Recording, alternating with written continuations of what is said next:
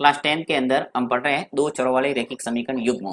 प्रश्न वाली 3.2 से आज करेंगे 7वां प्रश्न, जो कि काफी इंपॉर्टेंट प्रश्न है। बोर्ड एग्जाम के अंदर कई बार ये पूछा जा चुका है और आपको इस पे पूरा ध्यान देना है, क्योंकि ये 5 से 6 नंबर का प्रश्न बोर्ड के अंदर अक्सर पूछा जाता है।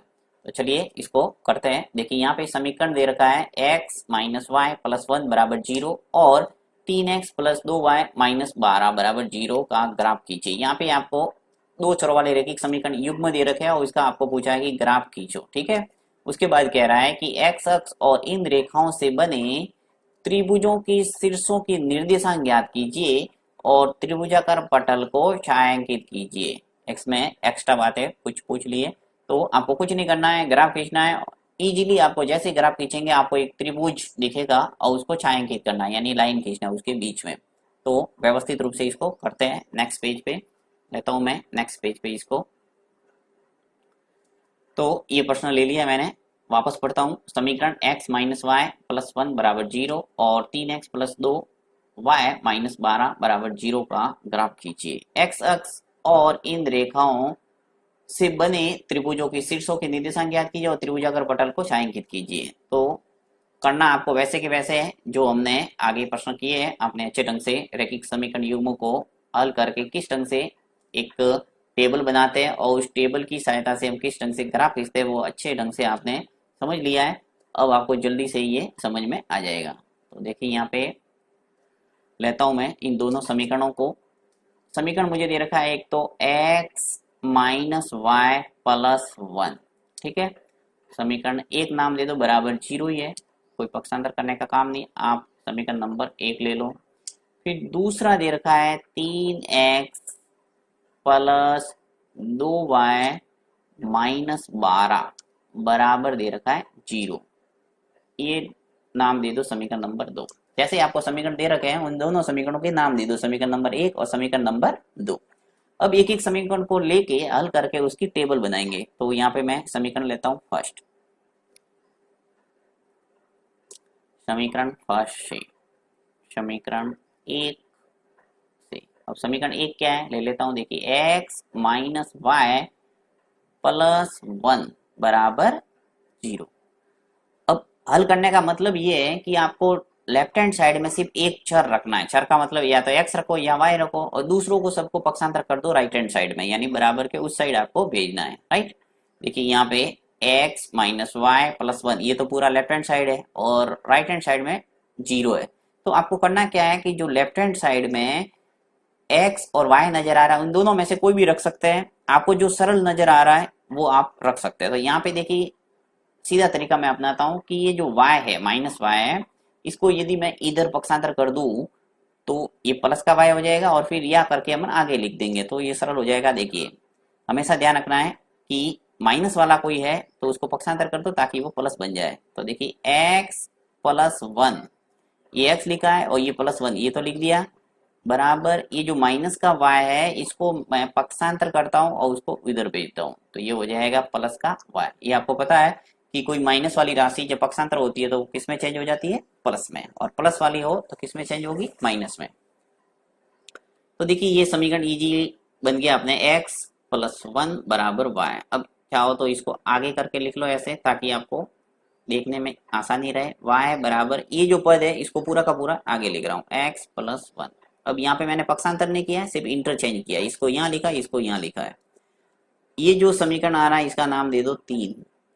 ठीक है, समीकरण 3 और इसकी सारणी बना देंगे फर्स्ट, सारणी फर्स्ट।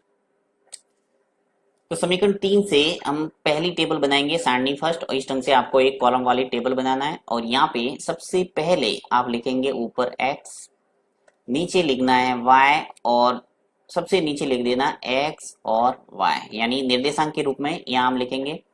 सबसे पहले देखिए x का मान आगे जो भी होगा, जैसे समीकरण क्या है मेरे पास अलग से मैं लिख के बताता हूँ आपको, y बराबर x प्लस 1। ठीक है, ये जो समीकरण है इसके अंदर आगे यानी राइट हैंड साइड में मुझे क्या नजर आ रहा है, x। इसका मतलब ये हुआ कि x का मान आपको पहले रखना पड़ेगा और y का मान आपको प्राप्त होगा। अब x का मान आप कोई भी रख सकते हैं, 0 1 2 3, आपको जो भी उचित लगे आप मान रख के इसमें y का मान प्राप्त कर सकते हैं। तो अब क्या करते हैं, सबसे पहले x का मान 0 रख के देखते हैं। तो y का मान क्या आता है, देखिए यहाँ पे मैं x का मान रखता हूँ 0 मान लो। तो 0 अगर रखा है तो 0 प्लस हो गया 1, यानी y का मान आपके आ जाएगा 0 प्लस 1 करेंगे तो 1 ही आएगा, यानी y का मान आ गया 1।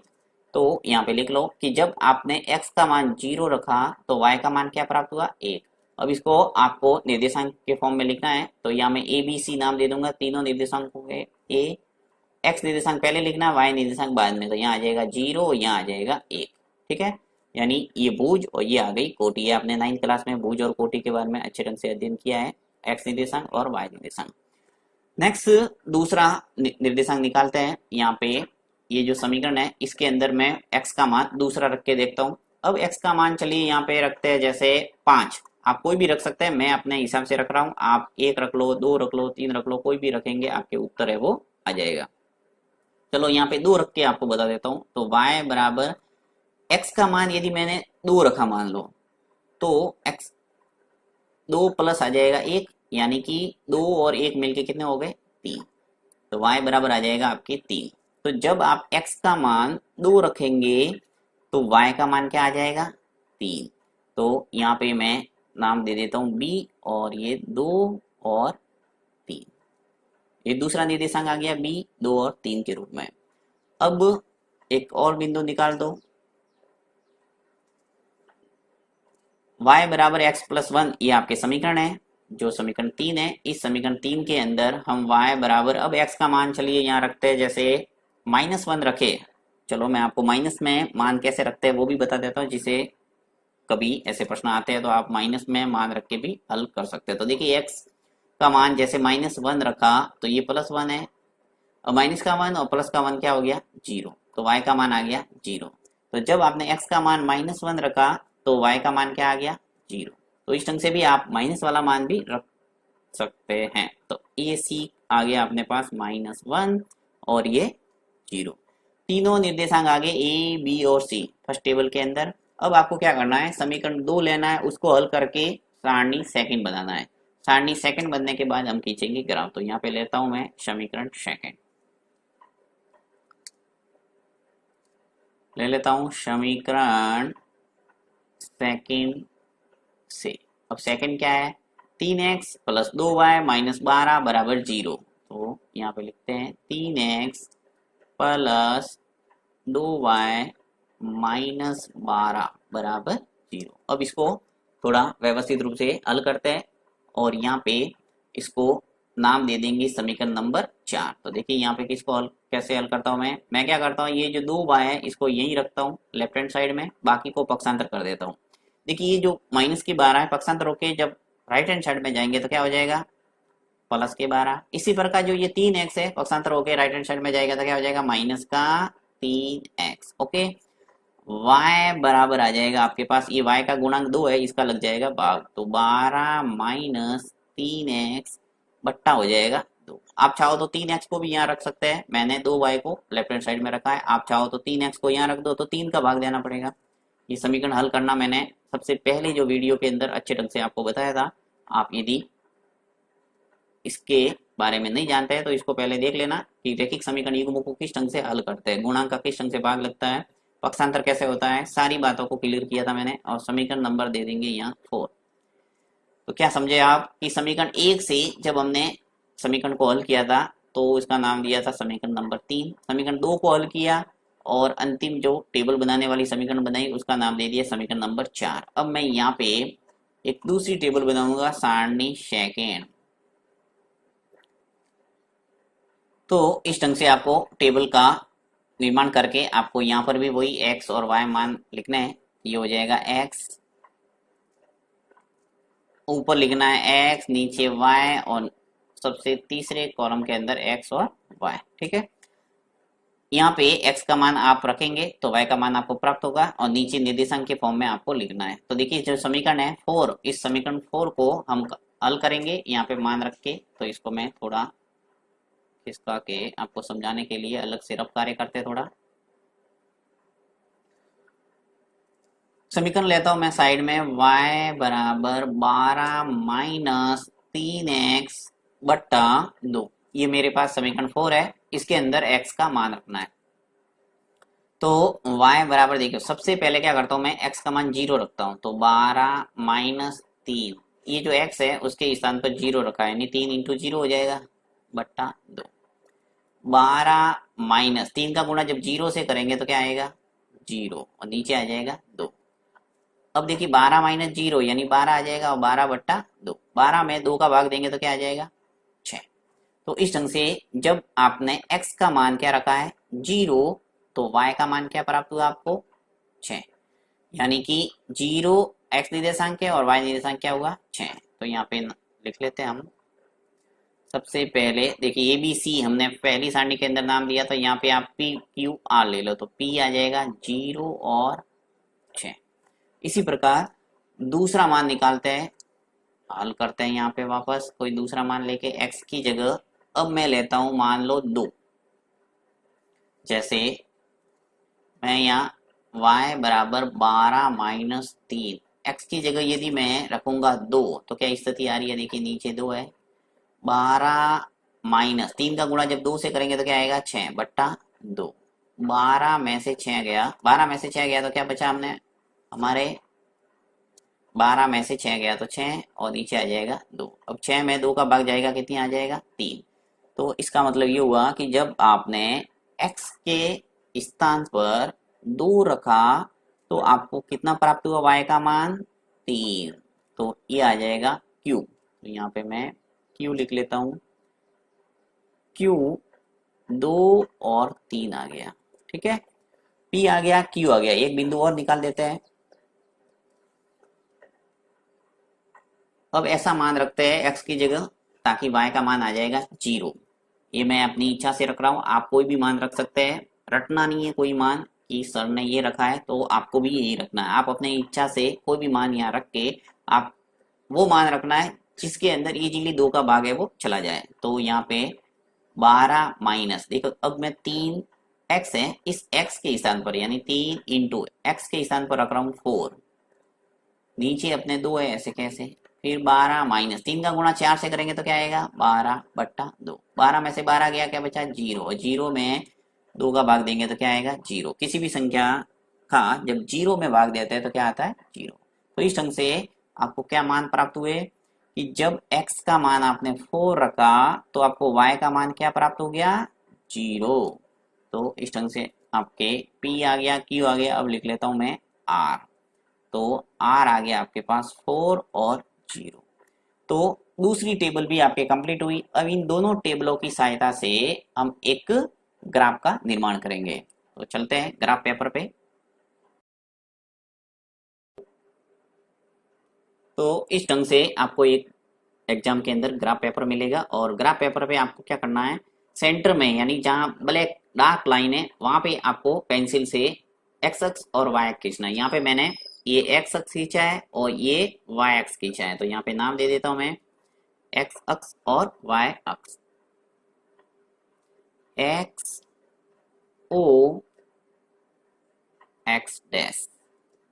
इसी प्रकार ये वाई ओ और वाई डैश। मैंने जो प्रथम चतुर्थांश है और द्वितीय चतुर्थांश है इसको बड़ा बनाया है, तृतीय चतुर्थांश और चतुर्थ चतुर्थांश को छोटा बनाया, क्योंकि यहाँ पे मेरे बिंदु सिर्फ प्रथम चतुर्थांश के अंदर ही आलेखित होंगे अधिकतर।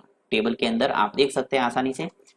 अब यहाँ पे आपको पैमाना मानना है, तो पैमाना इजीली आप एक बॉक्स बराबर एक इकाई मानेंगे तो भी आपके इजीली सभी जो निर्देशांक है वो निरूपित हो जाएंगे, यानी कि 1 सेंटीमीटर बराबर एक इकाई का आपको पैमाना मानना है। तो यहाँ मैं सभी पैमाना मान लेता हूँ।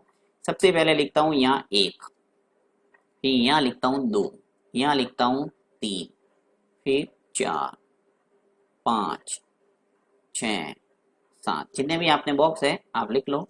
इसी प्रकार यहाँ पे देखिए -1 लिखना है, ये सभी आपने अच्छे ढंग से समझ लिया है, इसको ज़्यादा बताने की जरूरत नहीं है शायद मुझे। -3, -4, -5, -6, यानी आपको राइट हैंड साइड में सभी प्लस में लिखना है और लेफ्ट हैंड साइड में माइनस वाले मान। इसी प्रकार y एक्स पे भी आपको ऊपर प्लस में और नीचे माइनस में। तो यहाँ पे लिख लेता हूँ 1, फिर 2, 3, 4, 5 और 6, यानी एक एक बॉक्स छोड़ के मैंने एक एक इकाई का पैमाना लेते हुए 1 2 3 लिख दिए। इसी प्रकार यहाँ पे -1 और यहाँ -2, इसका जरूरत ही नहीं पड़ेगा इसलिए काफी है। यहाँ साइड में आपको पैमाना जरूर लिखना है क्योंकि पैमाने के अलग से नंबर होते हैं, तो यहाँ मैं पैमाना लिख के बता देता हूँ आपको। पैमाना पैमाना आपको लिखना है एक्स अक्ष पर। अब एक्स अक्ष पे आपने क्या पैमाना माना है वो लिख लो। देखिए मैंने क्या माना है कि 1 सेंटीमीटर बराबर 1 इकाई। ये जो पूरा बॉक्स है ये पूरा 1 सेंटीमीटर का होता है, तो आप ऐसे भी लिख सकते हैं एक बड़ा खाना बराबर 1 इकाई, परंतु 1 सेंटीमीटर लिखोगे तो ज्यादा इफेक्टिव होगा। तो 1 सेंटीमीटर बराबर 1 इकाई। ठीक है, इसी प्रकार वाई अक्ष पर भी लिख लो। वाई अक्ष पर भी मैंने यही पैमाना लिया है कि 1 सेंटीमीटर बराबर 1 इकाई, यानी एक एक बॉक्स छोड़ के 1 2 3 4 एक एक अंतर लेते हुए आगे बढ़ाओ। जैसे बड़े बड़े मान कहीं हम टेबल के अंदर ज्ञात करते हैं तो वहां पैमाना 2 4 6 8 इस ढंग से भी हम लिखते हैं। जैसा हमारे टेबल के अंदर मान होगा वैसा ही हम यहाँ पे पैमाना मानेंगे। तो पैमाना हो गया। अब आपको क्या करना है, दोनों टेबलों से सभी बिंदुओं को आलेखित करना है। तो देखते हैं हम टेबल के अंदर कि टेबल के अंदर हमारे क्या मान है। सबसे पहली जो सारणी है, देखिए यहाँ पे सारणी फर्स्ट है, इसके अंदर x का मान 0 है और y का मान 1 है, यानी x निर्देशांक 0 और y निर्देशांक 1, ये आपको आलेखित करना है ग्राफ पेपर पे। तो लेता हूं मैं ग्राफ पेपर पे इसको। x का मान 0 y का 1। देखिए x अक्ष पे यहाँ पे 0 का है ये रहा, और y निर्देशांक है आपके 1, तो y अक्ष पे जाना है सीधा 1 + 1 का नजर आ रहा है, ये ऊपर पहला जो दिख रहा है बॉक्स पे ये आपके निर्देशांक हो जाएगा। तो यहाँ पे हम मान दे देते हैं इसका नाम, इसको ऐसे गोल बिंदु लगा के एक ऊपर गोल घेरा और लगा दो ताकि आपको स्पष्ट नजर आएगा कि। अब आप लिख भी सकते हैं कि जो ए है वो निर्देशांक क्या है कि 0 है और 1 है। ओके, यानी ए निर्देशांक 0 और 1 को हमने इसको आलेखित कर दिया ग्राफ पेपर पे। अब दूसरा पॉइंट देखते हैं। दूसरा पॉइंट क्या है देखते हैं वापस। ये जो टेबल है यहाँ पे x निर्देशांक 2 है और y निर्देशांक 3 है। तो चलते हैं ग्राफ पेपर पे वापस। x का 2 y का 3। अब देखिए x अक्ष पे 2 है वो का नजर आ रहा है ये रहा, और y निर्देशांक है वो 3 है, तो ऊपर जाना पड़ेगा सीधा यहाँ पे ये रहा y का 3 + 3 ऊपर है, तो ये और ये यानी 2 वाला और 3 वाली लाइन जहाँ क्रॉस होगी वो इसका पॉइंट हो जाएगा, और इस पॉइंट को नाम देना है आपको और उसके ऊपर गोल घेरा लगाना है। इसका नाम दे दो आप 2 और 3, और ये आ जाएगा आपकी बी। ठीक है, नेक्स्ट अंतिम पॉइंट है पहली सारणी का -1 और 0, जो कि सी निर्देशांक है -1 और 0। तो लेता हूं मैं x का -1। देखिए x अक्ष पे आपको सीधा चलना है, -1 का है ये लेफ्ट हैंड साइड में, और y निर्देशांक है वो यहाँ 0 है, तो इसका मतलब x अक्ष पर ही ये बिंदु हो जाएगा। तो यहाँ पे ये बिंदु होगा और इसके ऊपर गोल घेरा लगा दो, और इसका नाम दे देते हैं सी, और ये है आपके -1 और 0। तो ये सभी बिंदु आपके आगे ए आ गया, बी आ गया और सी आ गया। अब इन तीनों बिंदुओं को मिलाती हुई एक आपको सीधी लाइन खींचना है स्केल की सहायता से। स्केल लगा देना यहाँ, और सीधी लाइन है वो आपको खींचना है। तो यहाँ मैं खींच के बता देता हूँ आपको, इस ढंग से खींचना है और तीनों बिंदु से गुजरती हुई होनी चाहिए। अगर एक भी बिंदु आपके आगे पीछे जा रहा है इसका मतलब आपने जो बिंदु आलेखित है वो सही नहीं किया है। लाइन हमेशा सीधी आएगी। नेक्स्ट टेबल के तीनों बिंदुओं को आलेखित करते हैं। नेक्स्ट सारणी देखते हैं, सारणी सेकंड। अब सारणी सेकंड के अंदर जो पहला निर्देशांक है देखो क्या है 0 और 6, तो बिंदु P को आलेखित करते हैं 0 और 6 के रूप में। x निर्देशांक 0 है और y निर्देशांक 6 है, तो यहाँ पे x निर्देशांक का 0 ये दिख रहा है और y निर्देशांक 6 है, वो सीधा ऊपर चढ़ना पड़ेगा यहाँ पे ये रहा 6। तो इस बिंदु को हमें आलेखित करना पड़ेगा। ये बिंदु ले लिया मैंने, गोल घेरा लगा दो, और इसका नाम दे देता हूं मैं P, क्योंकि ये बिंदु P है और ये क्या है 0 और 6, यानी x निर्देशांक 0 है और y निर्देशांक क्या है 6। ये बिंदु P आ गया। इसी प्रकार हम दूसरा पॉइंट लेंगे Q है वो क्या है 2 और 3, यानी x निर्देशांक 2 है और y निर्देशांक 3। ये बिंदु Q है। चलते हैं एक्स निर्देशांक 2 है और वाई निर्देशांक 3 है, तो ये का ये पॉइंट आएगा बी क्यू के रूप में, तो इसका नाम भी आप क्यू दे सकते हैं कि यही बिंदु है वो क्यू है, तो यहाँ पे लिख लो चाहो तो, मैं अलग से लिख लेता हूँ बिंदु क्यू, यही बिंदु है वो क्यू है, यानी क्यू और बी ये दोनों सेम है, क्योंकि एक्स निर्देशांक 2 और वाई निर्देशांक 3 है वो दोनों में आ रहा है। देखिए वापस बता देता हूँ, ये जो टेबल है उसके अंदर भी जब हमने 2 रखा था एक्स का मान तो वाई का मान 3 आया था, इसी प्रकार इस टेबल के अंदर भी जब एक्स का मान 2 रखा और वाई का मान 3 आया, यानी बी बिंदु और क्यू बिंदु ये दोनों सेम आ रहे हैं। तो हमने ग्राफ पेपर पे जब आलेखित किया तो बिंदु पी और क्यू ये पास पास में लिख दिए और 2 और 3 निर्देशांक है वो दर्शा दिए, राइट। उसके बाद में तीसरा पॉइंट है इसका, देखते हैं टेबल के अंदर 4 और 0, यानी एक्स निर्देशांक 4 है और वाई निर्देशांक 0 है, तो एक्स निर्देशांक 4, यहाँ पे देखिए एक्स अक्ष पे 4 है वो ये नजर आ रहा है और वाई निर्देशांक क्या है हमने 0, तो इसी अक्ष पे ये बिंदु हो जाएगा। यहाँ पे मैं इसको आलेखित कर देता हूँ और ये आ जाएगा हमारे 0 और 4, सॉरी 4 और 0 लिखना पड़ेगा, हमेशा ध्यान रखना है एक्स निर्देशांक पहले आएगा वाई निर्देशांक बाद में, यानी 4 और 0, और ये जो पॉइंट है वो क्या है हमारे पास पी क्यू और आर, ठीक है। अब आपको वही काम करना है, पी क्यू और आर को मिलाना है, तो सीधा ड्रॉ कर सकते हैं। देखिए ये है पी, ये है क्यू और ये है आर, तो इसको मिलाती हुई एक सीधी लाइन खींच लेता हूं मैं। देखिए तीनों बिंदु है वो एक ही रेखा पर आसानी से आ रहे हैं हमारे, और ऐसा आपके भी आना चाहिए ग्राफ पेपर पे, जब भी आप खींचते हैं तो बिल्कुल सीधी रेखा आनी चाहिए। अब देखिए यहाँ पे तीनों बिंदु है वो आलेखित कर दिए दोनों टेबलों से। वापस मैं प्रश्नों को पढ़ता हूँ कि प्रश्न में क्या क्या पूछा है। देखिए समीकरण x माइनस वाई प्लस 1 बराबर 0 और 3x प्लस 2y माइनस 12 का ग्राफ खींचे, जो कि हमने काम कर दिया है, यानी ग्राफ खींच लिया है।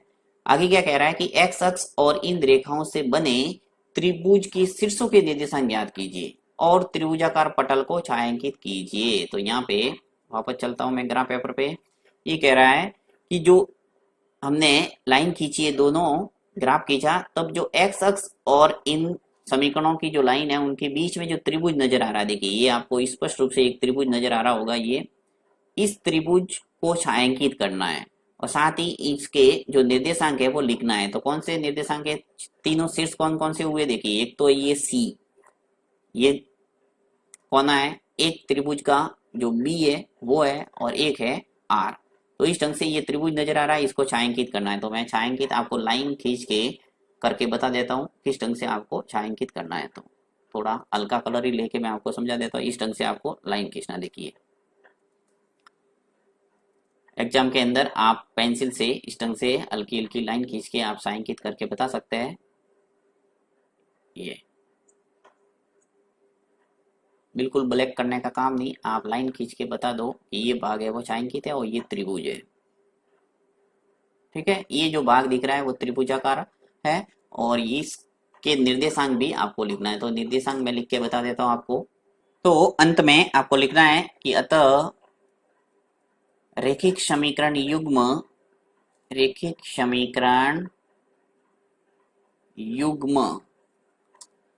और एक्स अक्ष